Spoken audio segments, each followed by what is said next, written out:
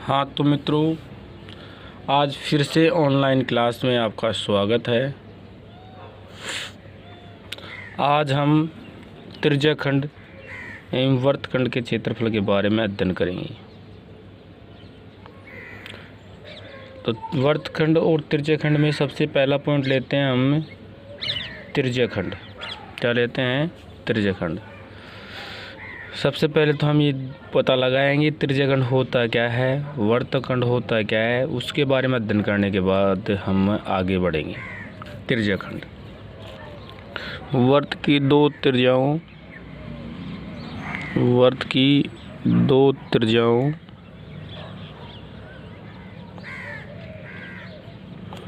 और उनके संगत चाप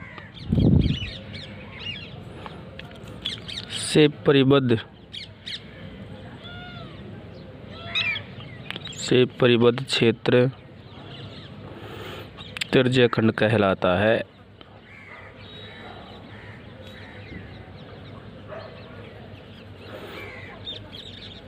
देखिए मित्रों, इस परिभाषा को समझने के लिए हम एक डायग्राम बनाते हैं।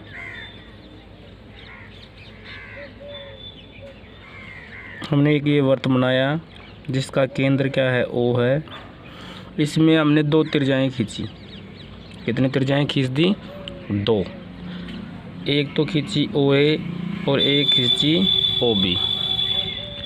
तो वृत्त की ये दो त्रिज्याएं हैं और इनके संगत देखो यहाँ एक चाप बन रहा है। वृत्त का एक चाप बन रहा है। तो वृत्त का एक AB चाप और इन दो त्रिज्याओं से जो ये क्षेत्र बन रहा है, इसे हम क्या कहते हैं? त्रिज्याखंड कहते हैं। तो इसका मतलब त्रिज्याखंड कौन सा भाग हो गया? ये वाला भाग जो है, इसको हम क्या कहते हैं? त्रिज्याखंड कहते हैं। समझ में आ गया होगा।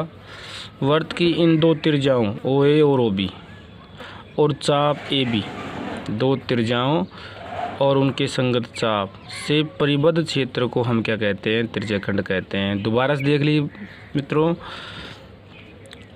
वृत्त की दो त्रिज्याओं और एक चाप से बड़ा हुआ जो क्षेत्र है, इसे ही हम क्या कहते हैं? त्रिज्याखंड कहते हैं। तो देखो इसमें क्या क्या काम आ रहा है।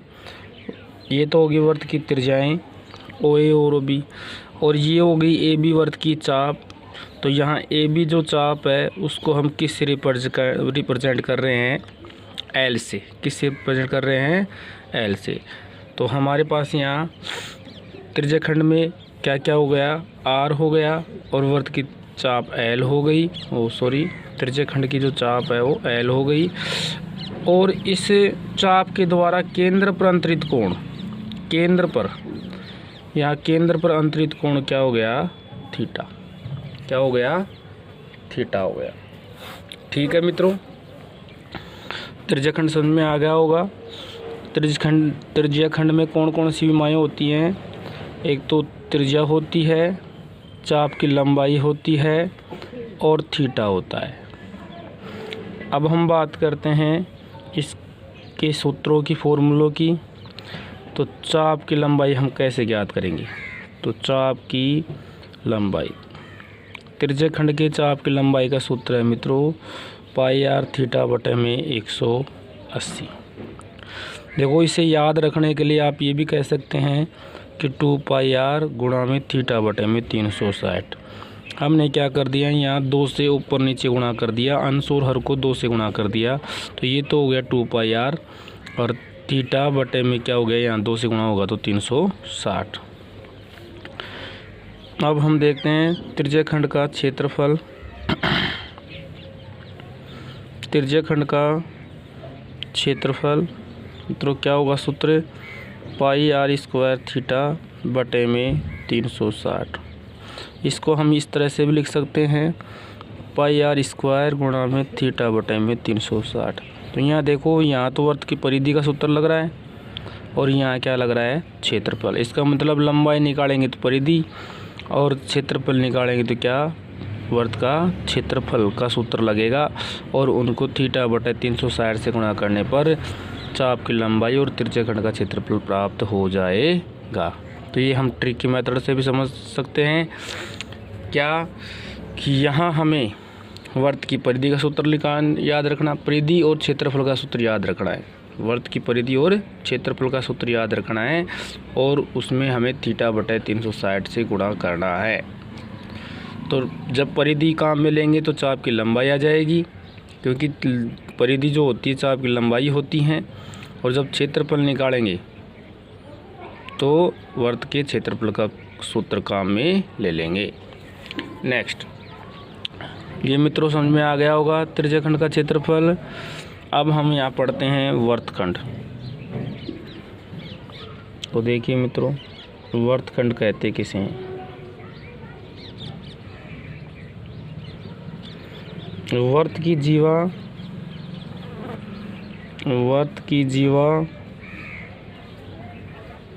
वर्त को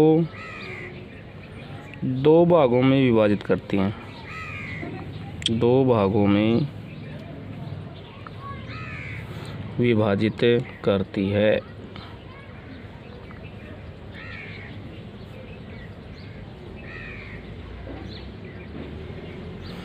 जिनमें बड़े भाग को दीर्घ वर्तखंड तथा छोटे भाग को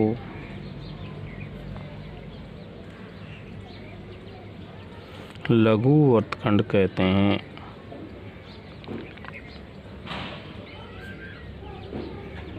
क्या कहेंगे? देखो मित्रों, इसको फिर से एक डायग्राम से समझते हैं। मैंने एक वर्त बनाया है यहाँ पे, और वर्त बनाने के बाद में हमने उस वर्त को दो भागों में बांट दिया। तो ये जो बड़ा भाग है इसे हम क्या कहते हैं? दीर्घ वर्तखंड, और इसको हम क्या कहेंगे? लघु वर्तखंड। ए भी हमारे पास क्या है? जीवा है। तो देखो, वर्त की जीवा वर्त को दो भागों में विभाजित करती है। तो ये जीवा ए भी है, इसने इसको दो भागों में बांट दिया। तो दीर्घ को दीर्घ वर्तखंड और लघु को क्या कहेंगे? बड़े को दीर्घ वर्तखंड और छोटे भाग को हम क्या कहेंगे? लघु वर्तखंड कहेंगे। देखो मित्रों, इसकी दूसरी भी परिभाषा एक क्या, फिर से हमने एक वर्त बनाया, और इस वर्त में देखिए थोड़ा सर्किल थोड़ा ऐसे बन गया है, कोई बात नहीं। ये वर्त का केंद्र क्या है? ओ है। तो दूसरी परिभाषा के अकॉर्डिंग, इसी की परिभाषा सेम, वर्त की जीवा और चाप से जो परिबद्ध क्षेत्र है उसे हम क्या कहते हैं? वर्तखंड कहते हैं। इस तरह से भी हम कह सकते हैं। वर्त की ये जीवा, देखो यहाँ भी देखो, जीवा और चाप के बीच का जो क्षेत्र है उसे ही हम वर्तखंड कह रहे हैं। ये जो दीर्घ बन रहा है ये भी क्या है? चाप और जीवा से ही बन रहा है। तो चाप और जीवा से बनने वाला जो क्षेत्र है उसे हम क्या कहते हैं? वर्तखंड कहते हैं। अब वर्तखंड का क्षेत्रफल ज्ञात करने के लिए मित्रों हम क्या करते हैं? ए और बी बिंदु है, जीवा के ए और बी बिंदु है, इसको हम केंद्र से मिला देते हैं। किससे मिला देते हैं? केंद्र ओ से। ए और बी को कहाँ मिलाएंगे? ओ से। अब यहाँ देखो थीटा कितना बन रहा है, तो ए बी द्वारा केंद्र पर अंतरित कोण है, इसको हम क्या कहते हैं? थीटा। ये वर्त की क्या हो गई? त्रिज्या। तो और हमें इस भाग का क्या निकालना है? क्षेत्रफल निकालना है। तो ध्यान रखना, अगर हम त्रिज्यखंड के क्षेत्रफल में से, त्रिज्यखंड में तो कौन सा आ गया? पूरा भाग आ गया, ओ ए बी टोटल भाग। इसमें से यदि त्रिभुज का क्षेत्रफल घटा देता हूँ तो मेरे पास क्या आ जाएगा? वर्तखंड का क्षेत्रफल आ जाएगा। लेकिन यदि आप इस तरह से निकालते हैं तो अच्छी बात है, अगर दूसरी तरीके से निकाल लेते हैं तो भी आप निकाल सकते हैं, क्योंकि वर्तखंड में हमें आर और थीटा की ज़रूरत पड़ रही है यहाँ, और आर और थीटा वो देगा और उसका मान हम सूत्र में रखकर वर्तखंड का क्षेत्रफल ज्ञात कर सकते हैं। तो वर्तखंड का क्षेत्रफल ज्ञात करने के लिए सीधा सूत्र है, क्या है? वर्तखंड का क्षेत्रफल।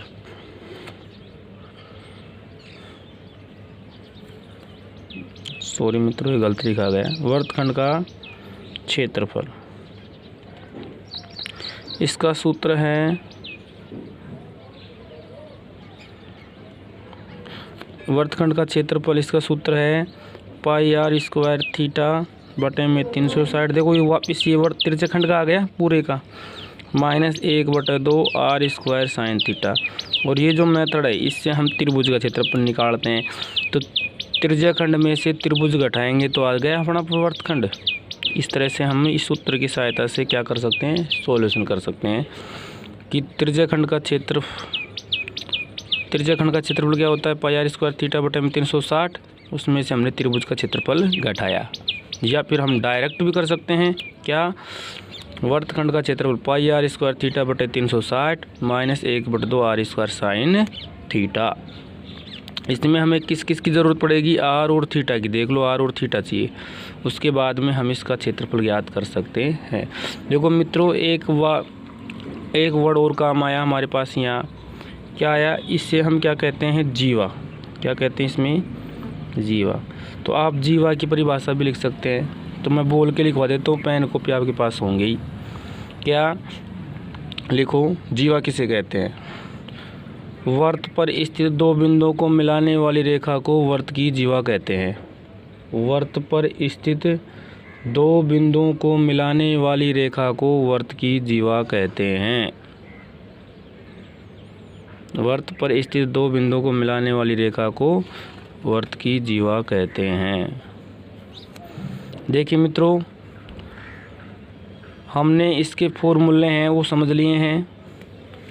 इधर हमने त्रिज्यखंड का क्षेत्रफल समझ लिया और यहाँ हमने क्या समझ लिया है, वर्तखंड का क्षेत्रफल।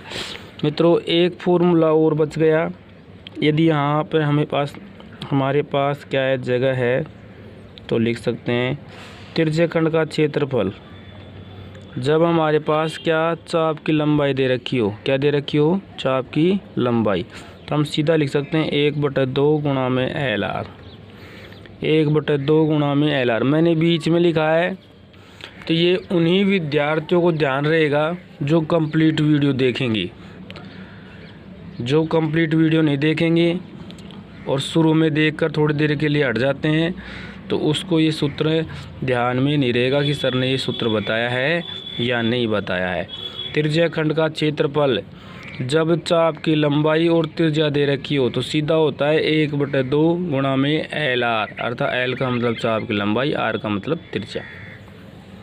ठीक है मित्रों, यदि आपको हमारा वीडियो अच्छा लगे तो अपने अधिक से अधिक जो मित्र हैं उनको शेयर करें और सब्सक्राइबर कराएं, जिससे हम उत्साहित होकर और अच्छे से अच्छी वीडियो आपको अपलोड करके दें। ठीक है मित्रों, वीडियो को सब्सक्राइब और लाइक ज़रूर करें। अब हम एक एग्जाम्पल लेते हैं इसका। देखिए एक्सरसाइज 15.2 का पहला ही क्वेश्चन लेते हैं। और पहले क्वेश्चन में क्या है कि एक वर्त की त्रिज्या 7 सेमी है और केंद्र पर अंतरित कोण क्या है, 60 डिग्री है। वर्त की त्रिज्या कितनी दे रखी है, 7 सेमी। थीटा का मान कितना दे रखा है, 60 डिग्री। लिख लो। आर बराबर हमारे पास हो गया 7 सेमी, थीटा का मान हमारे पास हो गया 60 डिग्री। अब हमें क्या निकालना है, चाप की लंबाई। तो चाप की लंबाई का सूत्र लगा दो। चाप की लंबाई जानते होंगे सूत्र, तो अभी लिखाया था मैंने, पाई आर थीटा बटे में 180। देखो मित्रों पाई का मान वैसे कितना होता है, 22/7 और दिया हो तो 3.14। अगर 3.14 दे रखा है तो 3.14 रखेंगे, अन्यथा पाई का मान रखेंगे अपना 22/7। तो हमने रखा है यहाँ 22/7। आर का मान कितना है, 7 सेमी। थीटा कितना है, 60 डिग्री। नीचे कितने हैं, 180।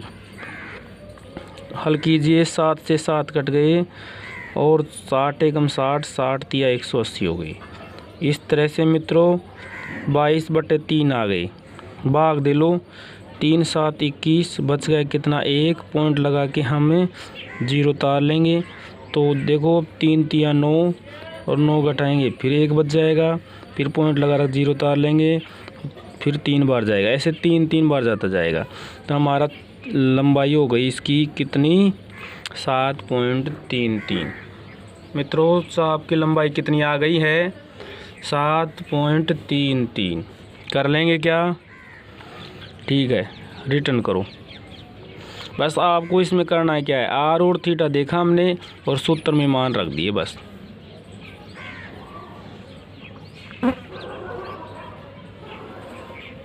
मित्रों वैसे सभी क्वेश्चन तो ऑनलाइन वीडियो में कंप्लीट नहीं हो पाते हैं, लेकिन फिर भी हम प्रयास करेंगे कि ज़्यादा से ज़्यादा क्वेश्चन आपको करवाएं। वीडियो को सब्सक्राइबर ज़रूर करें और अपने मित्रों से भी कराएं, जिससे हम और आपके लिए नए नए वीडियो डालें। जैसे ही सब्सक्राइबर पूरे कंप्लीट हो जाएंगे हमारे, हम आपके पास लाइव क्लास आ जाएंगे। एक वृत्त की त्रिज्या, देखो अगला क्वेश्चन है, एक वृत्त की त्रिज्या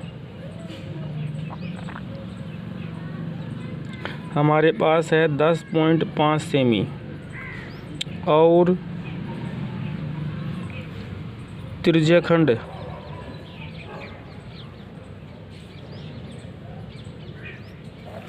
त्रिज्याखंड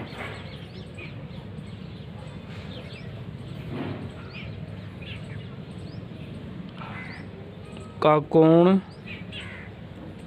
ये मिस प्रिंट है भाई, योग लिख रखा है उसमें। त्रिज्याखंड का कोण 45 डिग्री है। हमें क्या करना है, लघु त्रिज्याखंड का क्षेत्रफल ज्ञात करना है। लघु त्रिज्याखंड का क्षेत्रफल ज्ञात कीजिए।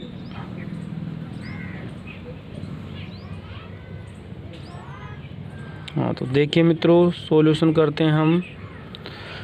इसमें हमने आर क्या दे रखी, त्रिज्या कितनी दे रखी है 10.5 सेंटीमीटर और थीटा कितना दे रखा है 45 डिग्री।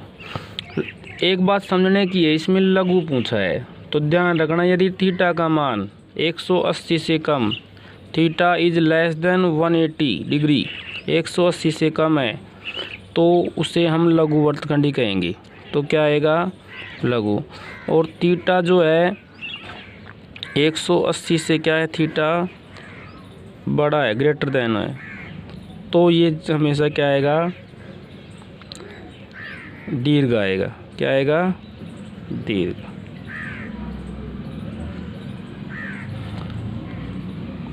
हमारे पास यहाँ थीटा का मान पहले ही क्या है 180 मतलब 180 डिग्री से कम है, तो ये तो लघु ही है। और हमारे पास भी क्या पूछ रहा है, लघु का ही पूछ रहा है, तो सूत्र लगा दो वही, लघु त्रिज्याखंड का क्षेत्रफल। मित्रों ध्यान रखना, त्रिज्याखंड चाहे लघु हो चाहे दीर्घ हो, क्षेत्रफल का सूत्र तो वही होगा, पाई आर स्क्वायर थीटा बटे में 360। यदि आपके सूत्र याद हैं तो ये प्रश्नमाला बिल्कुल इजी है, इस बात का भी ध्यान रखना। पाई का मान हम जानते हैं 22/7 रख दिया। आर का मान देखो कितना है 10.5, स्क्वायर है इसलिए 2 बार 2 घात है तो 2 बार लिखेंगे। और थीटा का मान कितना है 45। अगर काट रहे हैं तो काट दो मित्रों। और नीचे अपने पास कितना आ गया 300। देखो 45 से 45 अंटे होते हैं 360, ध्यान रखना। पॉइंट हटाते हैं अपने, तो पॉइंट हटाने का एक, यहाँ एक अंक है दाईं तरफ तो 1 0, यहाँ भी एक अंक है दाईं तरफ तो यहाँ भी 10 ही आएंगे। 10 को 10 से गुना करेंगे तो कितने हो जाएंगे 100। समझ रहे हैं 100 कैसे आए, दोनों पॉइंटों को हमने हटा दिया है। 7 एकम 7, 7 एकम 7, 3 बच गए, 7 पंजे कितने हो गए 35, 5 दूनी 10 20 हो गए, 5 3 15। अब देखो ये कटेंगे 10 हो गए और ये हो गए 11। मित्रों वैसे कटे काफ़ी काट दिया हमने, फिर भी और काट रहे हैं तो और काट लो। ये फिर 5 से कटेगा, 5 दूनी 5 एकम, ये 5 दूना हो गया, ठीक है। ऊपर जो बच गए मित्रों, कटिंग ज़्यादा हो गई है ध्यान रखना, जो बच गए हैं उनको लिखो। 11 बच गए, 3 बच गए, 21 बच गए। नीचे कितने बच गए? 8 दूनी 16 बच गए। 21 कितने हो गए? 63। 11 गुना में हो गया 63। मित्रों दिख नहीं रहा, ये लो, और नीचे हो गए 16। तो गुणा करो। 11 से गुणा करने की ट्रिक बताई थी मैंने, 1 किसका कर रख दो, ध्यान रखना। 3 9 6, ये हो गए 693 बटे में हो गए 16। भाग देना आता ही है। 16 चौक कितने हो गए? 64। 64 का उठाएंगे 69 में से तो कितने हो गए भाई? 5 बच गए, 3 उतार लिया, 16 3 48, फिर 5 बच गए, पॉइंट लगा के 0 उतार लिया, और 16 3 48। देखो साइड में कर रहा हूँ मैं। फिर 2 बच गया, 0 उतार लिया, फिर 16 1 में 16 सेंटीमीटर। क्षेत्रफल है ना, सेंटीमीटर स्क्वायर आएगा। क्या आएगा? सेंटीमीटर स्क्वायर आएगा। बोलो मित्रों, कर लेंगे या नहीं? ध्यान से वीडियो को देखना, अच्छे से समझ में आ जाएगा। आज हम इस वीडियो में इसके 2 ही क्वेश्चन करवाते हैं, क्योंकि वीडियो लंबा हो जाता है तो बच्चे देख नहीं पाते हैं, इसलिए आपको यहाँ आज 2 ही क्वेश्चन करवाए जाते हैं, और इसका सेकंड पार्ट भी रहेगा, उसमें हम इसके सारे कंप्लीट क्वेश्चन करवा देंगे। और आज का काम यही है मित्रों, सूत्र हमने आपको समझा दिए हैं, त्रिज्यखंड वर्तखंड जो मेन कंडीशन है वो भी समझा दी हैं। आगे जो क्वेश्चन है उसमें अपने को सूत्र अप्लाई करना है और क्या करना है, सॉल्यूशन निकालना है। इसलिए आपसे रिक्वेस्ट है कि आप इस वीडियो को अच्छे से देखकर इस एक्सरसाइज के बचे हुए क्वेश्चनों में ज़्यादा से ज़्यादा क्वेश्चन सॉल्व करें, और जो भी प्रॉब्लम हो किसी क्वेश्चन में कमेंट बॉक्स में लिखकर बताएं, तो पहले उस क्वेश्चन को कंप्लीट करवाया जाएगा। धन्यवाद मित्रों।